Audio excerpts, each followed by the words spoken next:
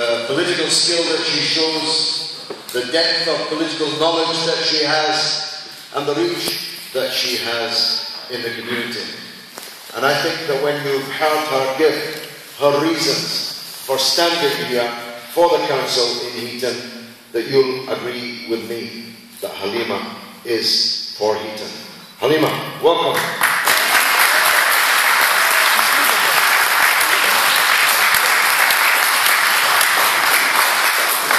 Thank you, George, for those kind words. Assalamu alaikum, brothers and sisters, and welcome to the launch of the Respect electoral campaign for Heaton Ward. I'd just like to thank you, everybody who's made this event possible at such short notice, and thank the rest of you for sacrificing your bank holiday afternoon to join us. As you all know by now, I am Halima Afza. I'm the candidate for Heaton in the up-and-coming May local election. I'm a native Bradfordian. I grew up in Manningham and Heaton. I was educated in Bradford. And after many years away from Bradford, I returned to my hometown, which is a place I hold actually quite dear to my heart. The election itself, however, it's not about me. The election is about you, the electorate. It's about what you, the people of Heaton, want. It's about your needs and who you want to represent in addressing issues which affect your daily lives. I live in Heaton with my young family. I have two boys who are 5 and 12. And my motivation for coming forward as a candidate was essentially because of my boys and our experiences. I have become so disenfranchised by the current system and failed by the people who control that system. I do not feel represented and felt provoked to do something to bring about some sort of change. If you're not part of the problem, you're part of the solution.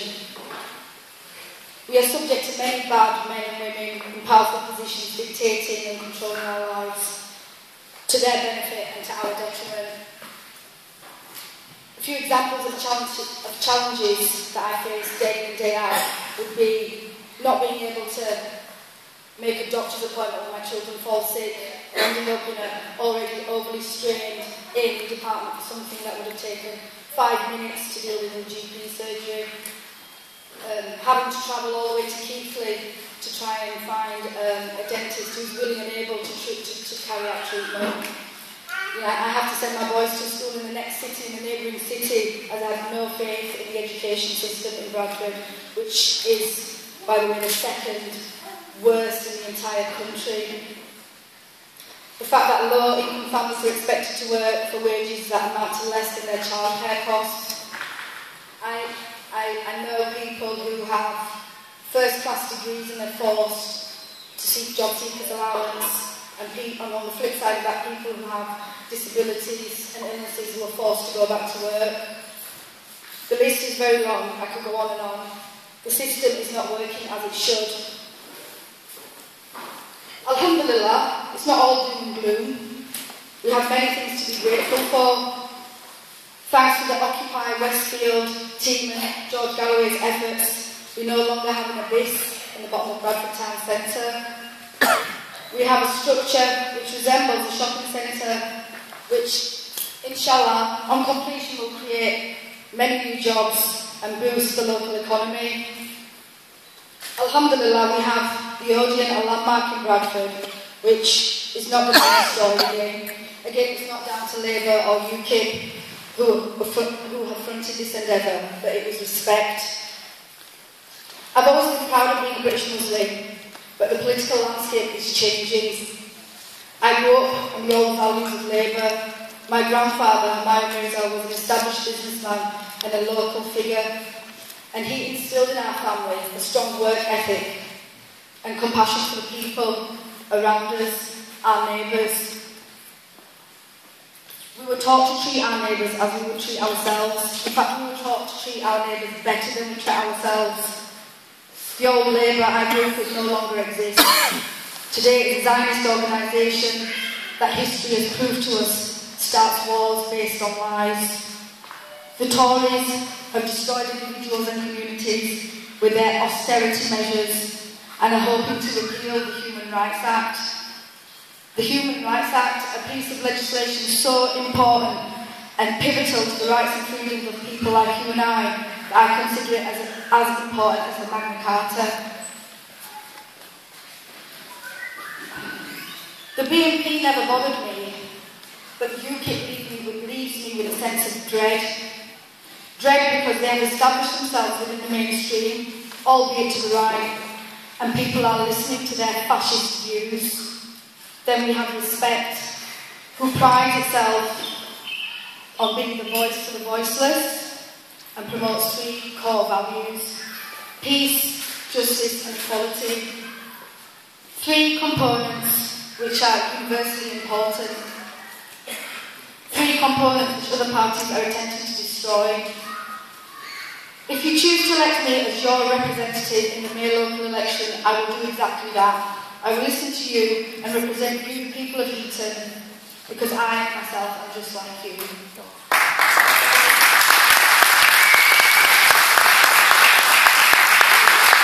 Wonderful. Thank you very much, Halima. I'm joined, as I said, on the stage by two of our candidates, Shiraz Hussain for neighbouring Tola, a powerful man with, again, a great reach in the community. If you have family there, we implore you to tell them that you met Shiraz here, and anyone who's met him will find him unforgettable. I met him for the first time only a few weeks ago, but already he's a fixture in my life, and I hope I, in his, we see each other almost every day, and he never ceases to impress me. And the warmth of his character and personality is absolutely infectious. So, Shiraz, welcome to the Heaton Lodge.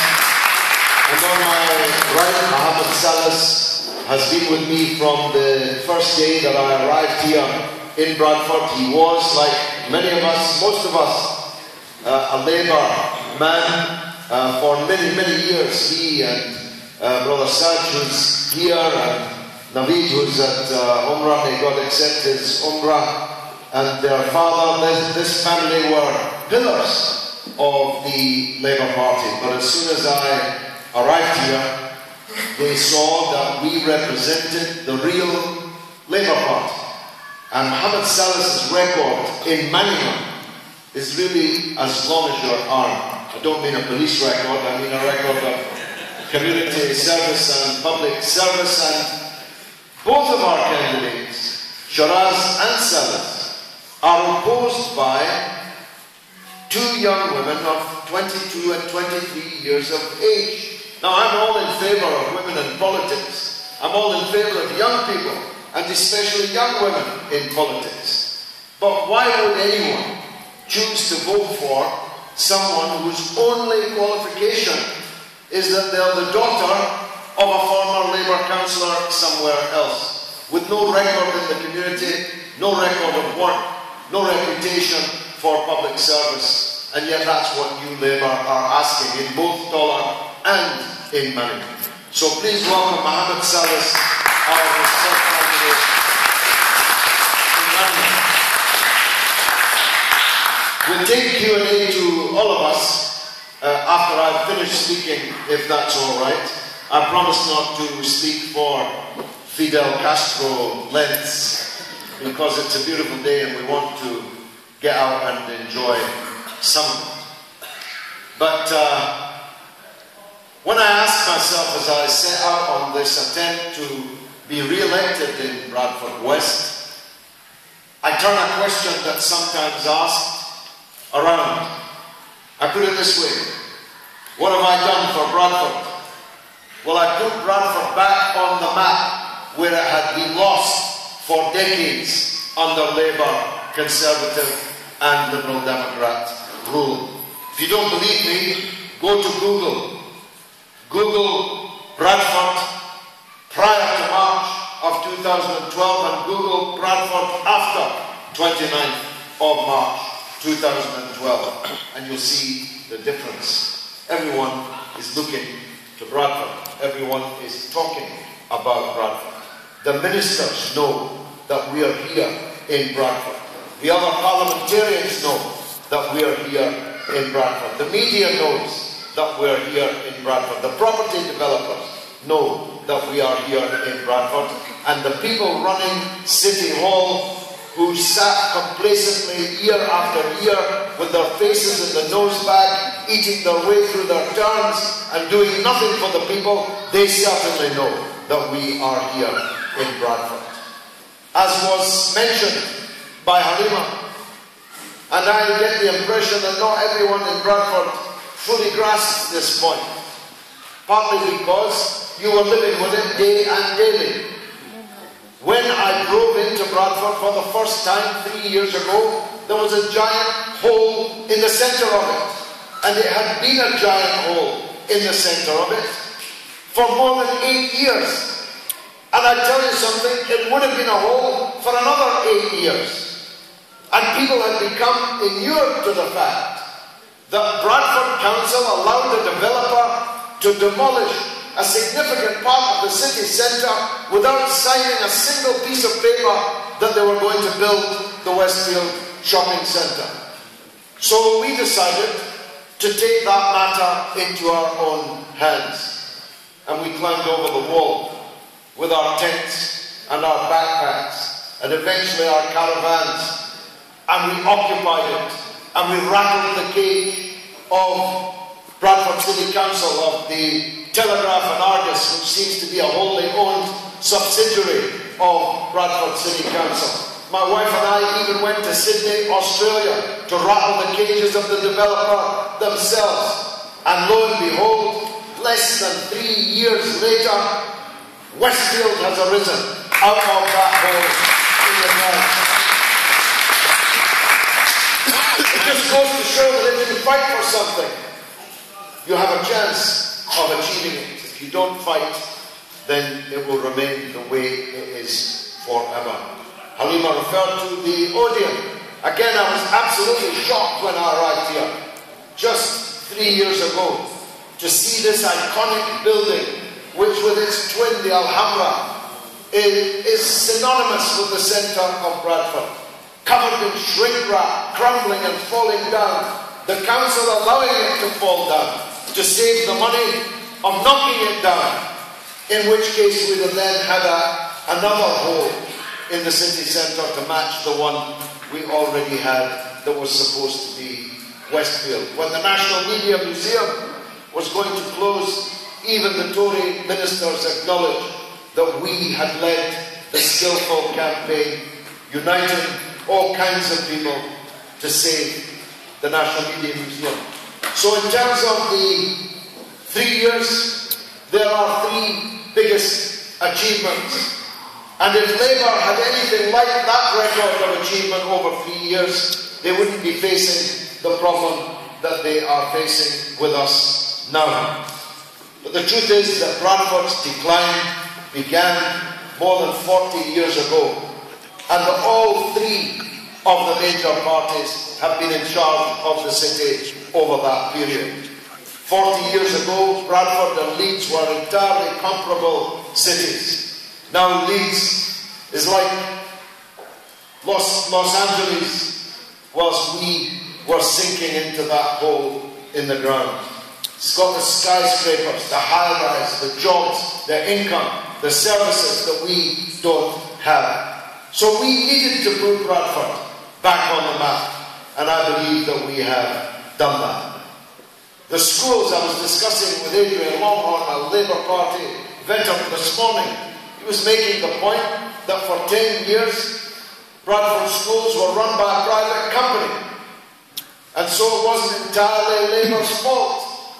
But it was Labour that signed the contract to give it to a private company. And what a disaster that turned out to be. And Labour's been in power for more than 5 years, during which time Bradford schools have slipped and slipped and slipped again down the league table. When I arrived here 3 years ago, we were the 5th worst schools in England. Now we're the 2nd worst schools in England, 2nd bottom of a league table that you'd want to be at the top of. where at the top of every league you want to be at the bottom of, and bottom of every league you want to be at the top of. Now, I'm not saying Labour's to blame for all that. It's not Labour's fault that we've got 50% unemployment amongst our young people. But what is their fault is that they're doing nothing about it. They won't even talk about it. And when I talk about it, they accuse me of scaremongering. Well, there's no scaremongering involved. It's a scary thought that soon half of our population in Bradford will be under the age of 25 and half of them will be unemployed. You don't have to be Einstein to work out what that's a recipe for. Teeming tens of thousands of young people with no jobs, no money, no prospects, no hope. That's a recipe for disaster. Unemployment, schools, public services, intolerance. When my phone rings late at night, I know it's from Bradford. I don't know what kind of hours you people keep. If it rings at midnight onwards, I know it's from Bradford. When the snow was here, Sharon, I was taking at least one call every hour from people in your ward who couldn't move their cars because there were no gritters doing the side streets. Of course, the side streets were just filled with people, voters, ratepayers, taxpayers, who'd paid for these gritters, insofar as they existed. But I never took one call from other areas in the city where the gritters were out as soon as the snow fell. Just a couple of weeks ago, I've now fixed a meeting with Greg Dyke, the director of the Football Association, the FA, in your ward, in Manningham. I went, pouring rain it was on a Saturday morning, to the sports centre at Manningham, and I saw the children that were coming in their scores, more than 80 children. In the morning I was there for football training given by Ebrar, very fine young man, and his team, the Manningham All-Stars. There was 80 children, but there was only 10 footballs. They couldn't afford a football for every 2 boys, which is what it should have been. I had to end up digging into my own pocket and buy them footballs because I couldn't bear to see these kids who'd come there to learn the game standing around because there were no footballs for them to kick. The older boys out on the one all-weather pitch that's there when there's a perfectly obvious alternative second pitch just over a small wall, but it's covered in concrete and glass. And we're going to ask Greg Dyke to get the FA from their Sky and BT television deal to put another all-weather football pitch in Manningham. And I'm confident that we'll do that. But what's the common denominator in both of these stories? That places that have elected Labour councillors year after year after year are utterly neglected, whilst other parts of the city get what resources there are that's going. This is contempt for the electorate. If I was a Labour councillor and I was running the city, I'd make sure my own ward was best provided first before anyone else's ward. But they don't take that approach here, and I'll tell you why. Because they think, and it's the same reason they put up these two 22, 23-year-old candidates. They think you've got no choice but to vote for them. Because you've always voted for them, you'll always vote for them. Well, now that we are here, over this last 3 years, we've proved that you don't have to vote for them. You can vote for somebody better. Now, Halima said in her opening address, she used a word that's probably not often used in local council elections, Zionist. Let me tell you this. If I lose this election on the 7th of May, they'll be dancing in the streets of Tel Aviv. Every Zionist in the world will be dancing in the streets. That the biggest supporter of the Palestinian cause, the biggest enemy of Israel, has been defeated in a parliamentary election in Bradford West. Does anybody want that to happen? Anybody want Tel Aviv to be happy about the outcome here? I very much doubt that.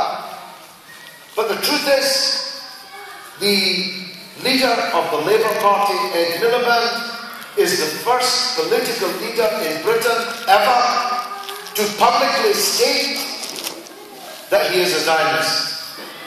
I don't know why he did it.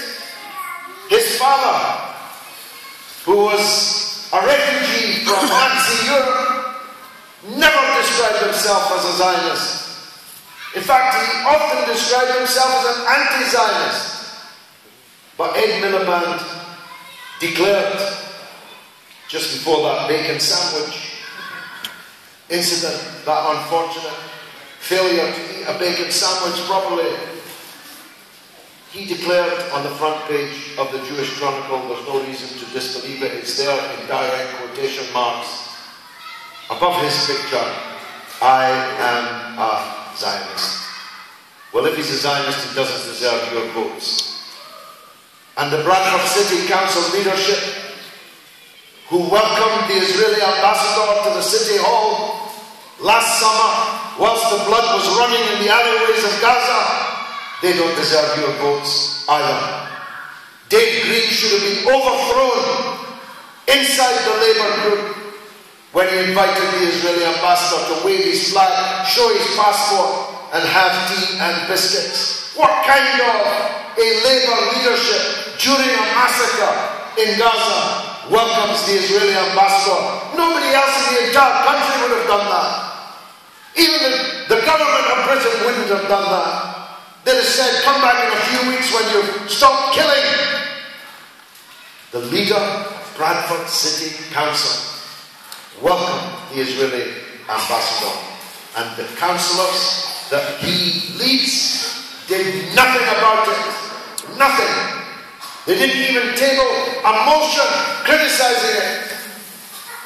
What kind of councillors are these? What kind of Labour is this? I think you know that the Chilcot report will soon be out. I say it will soon be out. We waited 7 years for it. Even 7 years of famine had to come to an end.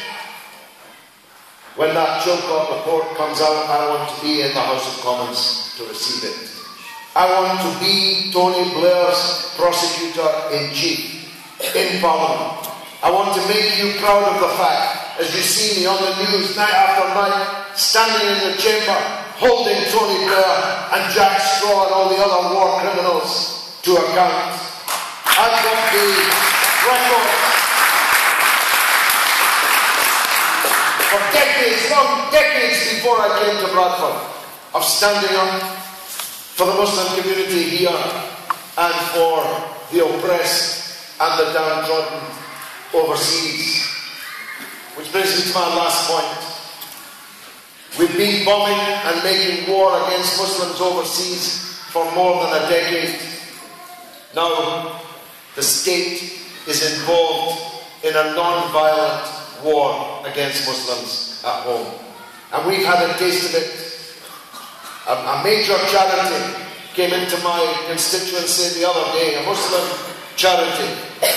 One of the biggest charities in the entire world, raising £26 million a year, now being subverted by the Inland Revenue, by the Charity Commission, by every arm of the state, trying to destroy their work because they're working in Syria and Palestine and Gaza and so on. We had a taste of it here. Councillor Faisal Khan is our champion on this. We had a taste of it here in the witch hunt against Muslim parents and governors in the so-called Trojan horse, which turned out to be a Trojan hoax. Theresa May has just told us, as a schoolboy in the street last night told me, amazing, out of the mouths of babes, a schoolboy told me in the street last night, it was midnight, I don't know why he was out so late. He said to me, the Trojan horse has already been proven to be a hoax, and yet all the policies they're bringing forward are based in part on the Trojan hoax. Theresa May actually mentioned it in her speech, that one of the reasons she was bringing forward a new raft of anti-Muslim policy was because of the Trojan horse. Even though the previous week in the Select Committee in the House of Commons it had been unmasked, as we always knew that it was, as a hoax. When there are in leafy suburbia encouraging parents to become governors, that's democracy. When Muslim parents become governors, that's a conspiracy. Muslims are not allowed to take power in schools. Other people are encouraged to do so. Somebody asked me, again last night, not this youth, is this going to be like the 1930s in Germany for the Jewish people? Is that what we're going to have to face? I told him no. Nothing like that will happen. But it's going to get tougher and tougher and tougher every year in Britain to be a Muslim. So who do you want standing in Parliament defending the Muslims against this? Do you want me, or do you want someone you've never heard of? Someone you've never heard speak, and if you had, you'd know that no one would listen to them. I think I need to be in the next Parliament defending you. I think I need to be in the next Parliament hunting Tony Blair all the way to jail. I think I need to be in the next Parliament, hopefully working with others in Bradford, dragging up the school levels from the bottom of the table, fighting for economic development, growth and jobs. I think I deserve to walk through Westfield as the MP, don't you? After all, who did more than me to get it built? I think I deserve to be able to say to Westfield that when you're making big profits here, as you will, you need to put some of that back into the local community. You need to provide jobs for the local community. We don't want to like that orange bridge to nowhere, actually paid for by us but built by other people. We want local jobs, local workers in those jobs in Westfield, and I'll be banging on the door of the Chief Executive of the Centre to try and make sure that happens. And by the way, we also want Mohammed and Fatima to have a fair crack at getting a job.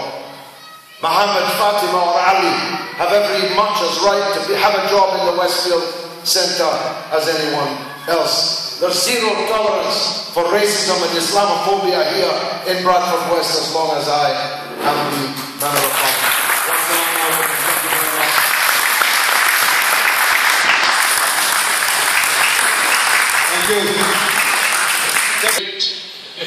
Well, all that remains for me to say is that Councillor Imdad and others, Billy, where's Billy? Billy Ali, they're running Halima's campaign. If you can help us in any way to deliver leaflets, knock on doors, make phone calls to people, we need your help. And Halima will be available around the ward between now and May the 7th. And our open talk bus is on its way, coming your way. Thanks very much for attending. Bye now.